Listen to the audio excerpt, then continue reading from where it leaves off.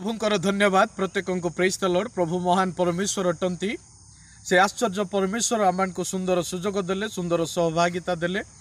प्रिय मोर माँ बापा भाई भौणी पुओ झील मैंने आज जगत में अनेक प्रभुंकर दासगण रही अच्छा। एणु प्रभुंकर दास मान मुखर वाक्य को शुणु। प्रभु जहाँ कहते ताहा शुणा चेष्टा करूँ।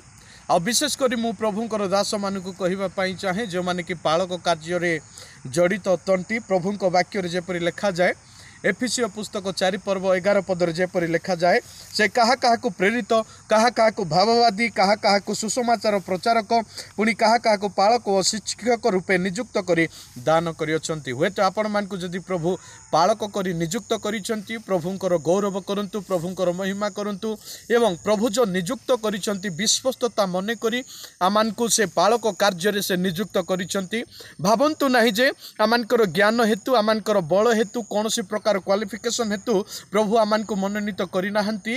कारण ताहांकर योजना रे ताहांकर इच्छा रे से आमान को मनोनीत करियछंती ताहांकर सेवा कार्य करिबा पाए। एणु प्रभु जदि आमान को मनोनीत करिछंती नियुक्त करिछंती पालक कार्य रे तबे पालक कार्य आमे उत्तम रूपे तुलेबा आवश्यकता रही अछि।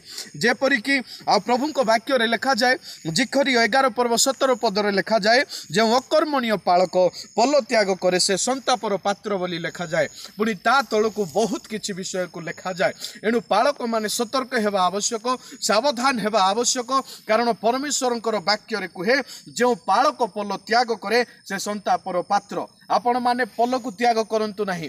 परमेश्वर देइथिबा पल को विश्वासी को मंडली को छाड़ंतु नहीं। से मानक पाखरे रुहंतु, से मानकर निकटरे रुहंतु एवं परमेश्वरंकर देइथिबा दायित्व को उत्तम रूपे तुलेबा निमंते आगको बढ़ंतु। जो मेष गुड़िक परमेश्वरंकर अटंती से मेष गुड़ी को परमेश्वर आपण मान को हस्तरे देइचंती। से उत्तम मेष पालक अटंती। एणु आपण माने मध्य मु मध्य